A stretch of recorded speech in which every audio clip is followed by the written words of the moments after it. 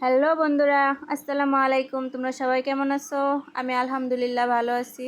আজকে চলে আসলাম আরও একটি রেসিপি নিয়ে। রেসিপি না একটু শেয়ার করলাম তোমাদের সাথে। সব কিছু ভিডিও করতে পারি না, ফুল রেসিপি ভিডিও করতে পারি না, অনেক ঝামেলা ছিল, সেজন্যে তাই একটু একটু তোমাদের সাথে শেয়ার করলাম। আমার ভিডিওটা না টেনে ফুল ভিডিওটা দেখার অনুরোধ রইল প্লিজ। ভালো লাগলে চ্যানেলটাকে ফলো করে সাবস্ক্রাইব করে বন্ধু হয়ে আমার পাশেই থেকো। এই যে দেখো, পিঠা বানানোর জন্য চাল আমি ব্লেন্ডারে গুঁড়ি করে নিতেছি। চালটা আমি আগে আধা ঘন্টা ভিজায় রাখছিলাম, তারপরে ছেঁকনিতে আবার ছাইকে রাখছিলাম আধা ঘন্টা বা 15 মিনিট। এখন আমি ব্লেন্ডার করে নিতেছি। দেখো, ব্লেন্ডার করে আবার চাল নিতে চাইলে নেওয়া হইতেছে।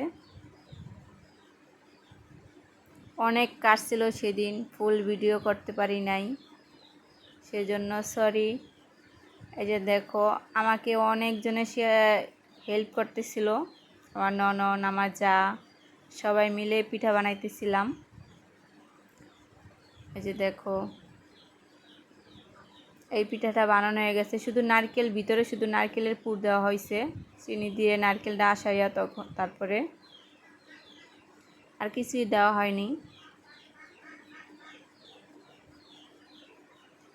এখন সুন্দর করে লাল লাল করে ভাজা নেব।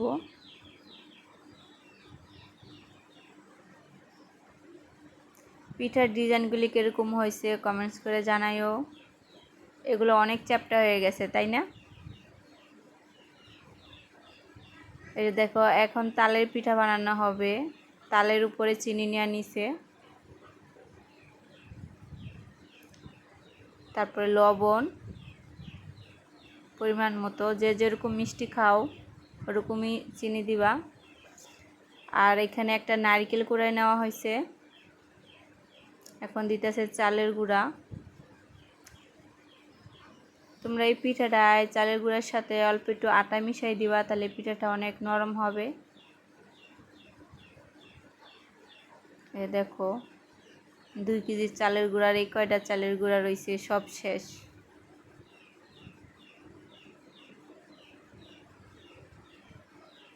এখন এটাকে ভালো করে মিশাতে হবে।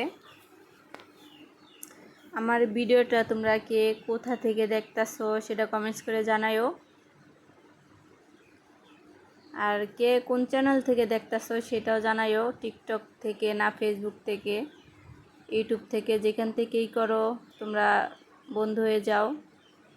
যারা বন্ধু হয়েছে তাদেরকে অনেক অনেক ধন্যবাদ। দেখো, সাথে পুডিংও ছিল, পুডিং বানাইছি। সময়ের অনেক কম ছিল, নাহলে আরও অনেক কিছু বানানোর ইচ্ছা ছিল। এগুলা তোমাদের ভাইয়ার বন্ধুরা খাবে, কলিগরা ঘুরতে গেছিল, তারা খাবে, সেজন্য বানানো হয়েছে। আমাকে অনেক দেরি করে বলা হয়েছে। সে 5টা বাজে বাড়ি হয়ে যাবে, 5টা 6টায়, আর আমার 10টা বাজে বলে যে এগুলো বানানো লাগবে। এই পর্যন্তই। তোমরা সবাই ভালো থেকো, সুস্থ থেকো। আল্লাহ হাফেজ।